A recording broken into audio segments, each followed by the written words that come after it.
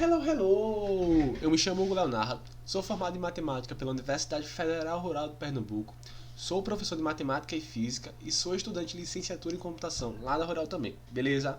Vamos agora para a próxima série de vídeos, dessa vez falando sobre função polinomial. Beleza, calma.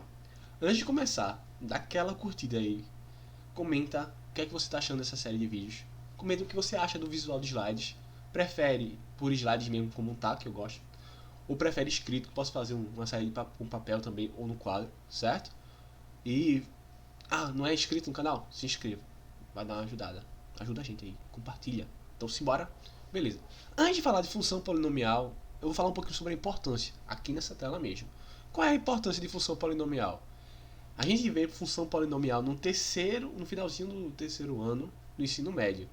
Mas função polinomial, para quem é da parte de exatas, é um assunto bastante importante, que vai ser muito cobrado nas disciplinas de cálculo, tá certo? E tanto é que eu vou fazer alguns exemplos de como ele é visto nas disciplinas de cálculo. Vou fazer uma analogia bastante legal no ensino médio e ensino superior. Beleza? Então simbora. Mas antes de falar sobre função polinomial, função, massa, a gente já falou um pouquinho sobre função, aí vem polinômio. O que é um polinômio?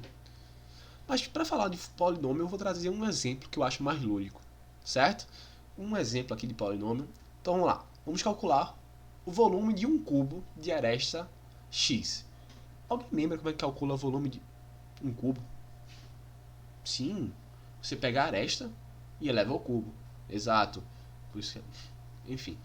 Então, o volume do cubo vai ser a aresta, no caso da gente, que vai ser x. Então vai ser x ao cubo. Massa. Filé. E se a gente pegar essa aresta aí, x, e aumentar em uma unidade? Qual será o novo volume? Se a gente tinha x, que era a aresta, se a gente acrescentar 1, então a aresta nova vai ser x mais 1. E basta pegar x mais 1 e elevar ao cubo. Massa. Tranquilo, tranquilo. Como é que vai ficar isso? Ainda fazer uma distributiva, você faz do jeito que você quiser. Isso aqui vai dar x ao cubo, mais 3x quadrado, mais 3x mais 1. Aí você para e faz, sim, e cadê a resposta? A resposta é essa. A resposta é x ao cubo mais 3x quadrado mais 3x mais 1. Mesmo isso não parecendo essa resposta, é o que a questão pede. E essa resposta é um polinômio.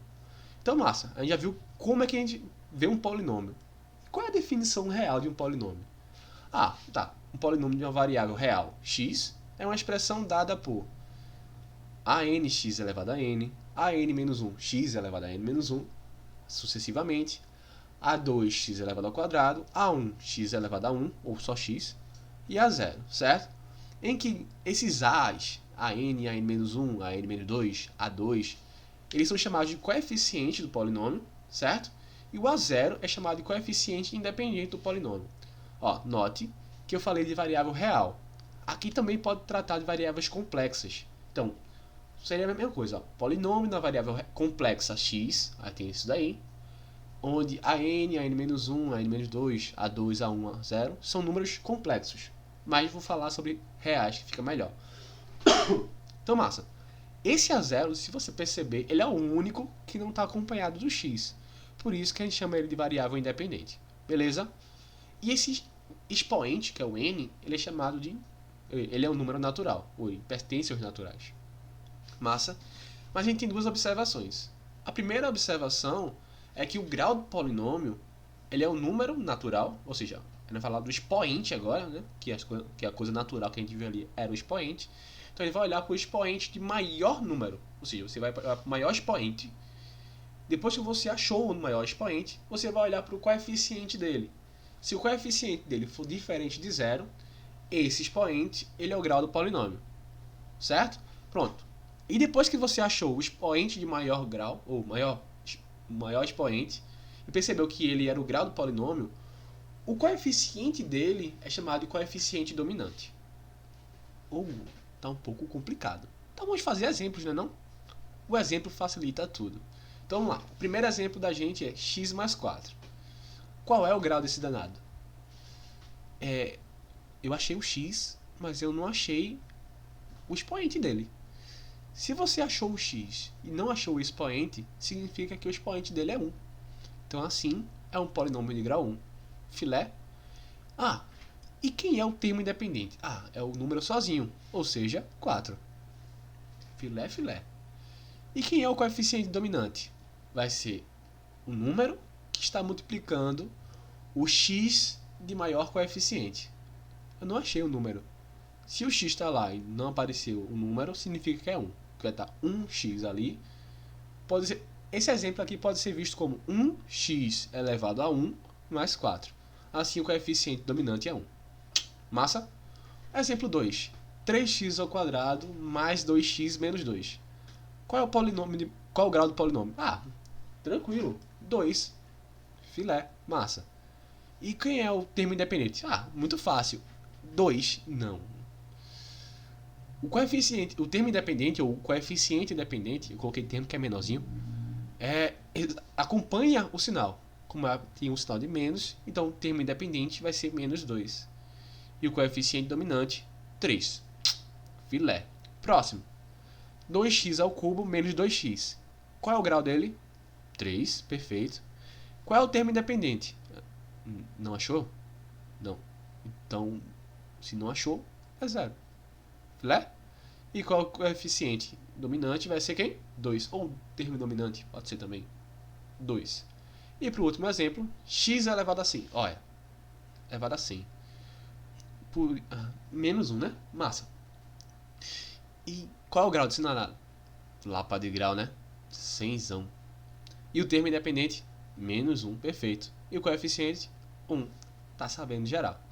Pronto. Agora que a gente já falou sobre polinômios, vamos voltar a falar sobre funções. O que vai ser uma função polinomial? É uma função dos reais nos reais, lembrando que pode ser complexo nos complexos também. Mas aqui eu vou tratar de reais nos reais. Massa. E ela vai ser escrita na fórmula f de x igual a um polinômio, né? Onde são os coeficientes, né? Os coeficientes são reais e n pertence aos naturais. Filé, filé, filé. Esse negócio parece ser bem feio, né, não? Será que a gente já viu isso aqui em algum canto? Sim. Vocês já viram essa função, só que com outro nome. Como vai ser esse outro nome? Por exemplo, a função do primeiro grau. A função do primeiro grau não era assim? Ax mais b? Essa vai ser uma função polinomial de grau 1. Por isso que ela é chamada de função do primeiro grau. Massa? Então a gente já conhece a função do primeiro grau, desde o ensino fundamental. Ou do ensino médio, pelo menos. Então, a função polinomial é uma função massa. A do primeiro grau é tranquila. E quando a gente estava calculando função, a gente ouviu falar de um negócio chamado raiz da função. O que é a raiz? A raiz é quando você faz f de x igual a 0. Ou a raiz vai ser quando o gráfico intersecta o eixo x. Eita, gráfico? Não, a gente não vai falar sobre gráficos não, pode ficar tranquilo. Certo? Talvez futuramente, mas não é muito importante não nessa parte. E como é que a gente fazia para calcular a raiz da função do primeiro grau? A gente colocava um zero, onde tinha f de x, e assim a gente isolava o x. Passava o b para lá, virava menos b, passava o a dividindo, então ficava x igual a menos b sobre a. Tranquilaço.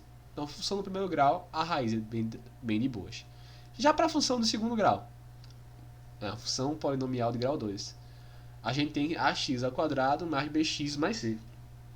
Ou, por que tu tá usando letras diferentes aqui, a, b e c? Por que tu não usou letras diferentes lá quando tu falou de polinômios, não? Ficar mais bonito. Sim, mas aqui é uma função do segundo grau. Aí só tem o termo de grau 2, de grau 1 e grau 0. Então, 3 letrinhas diferentes. Lá, a gente tem termos que a gente nem sabe o tamanho. Lembra que a gente viu uma função, um polinômio de grau 100? Imagina, ia ficar A, B, C, D, ia chegar até a Z, ia começar de novo A', B', C', ia chegar até a Z', ia começar... Não, ia ficar muito complicado. A gente coloca A1, A2, A3, que fica bem mais de boas. Certo? E aqui, como é que a gente calcula a raiz? Onde tem f de x, a gente coloca 0. E como é que a gente faz isso aqui? 0 igual a x quadrado mais bx mais c. A gente resolve por Bhaskara, modo complexo, ou Bhaskara, modo separadinho. É mais bonitinho, certo? Pronto, Bhaskara. E como é que resolve Bhaskara? Tem vídeo falando sobre Bhaskara. A gente descobre Bhaskara completando o quadrado. Então, ó, a gente só isolou x, agora a gente resolve completando o quadrado. E a do terceiro grau? Meu Deus do céu. A do terceiro grau tem isso aqui, ó. Ax ao cubo mais bx quadrado mais 6x mais d. é que a gente calcula a raiz disso? A gente não tem ferramentas ainda no ensino médio para calcular a raiz disso aí. Como é que a gente calcula? Então, ó, a gente pega um caso particular, que vai ser x ao cubo mais px mais q, e a gente utiliza a fórmula de Cardano-Tartaglia, que é essa belezura aí. Olha que delícia de fórmula. Mas, minha gente, tá muito feio isso aqui. Será que tem algum jeito de a gente calcular alguma raiz aí?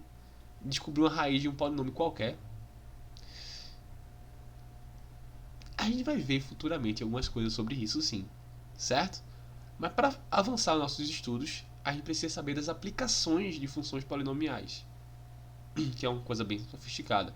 Mentira, uma coisa bem legal. E para saber as aplicações, a gente precisa trabalhar com operações de polinômios. Então, na próxima aula, eu vou falar sobre operações com polinômios e trazer exemplos de aplicações de funções polinomiais, certo? Então, por hoje é só. Nossa aula vai ficar por aqui. Lembra de se inscrever e curtir se não fez isso ainda, certo? Então, por isso é já.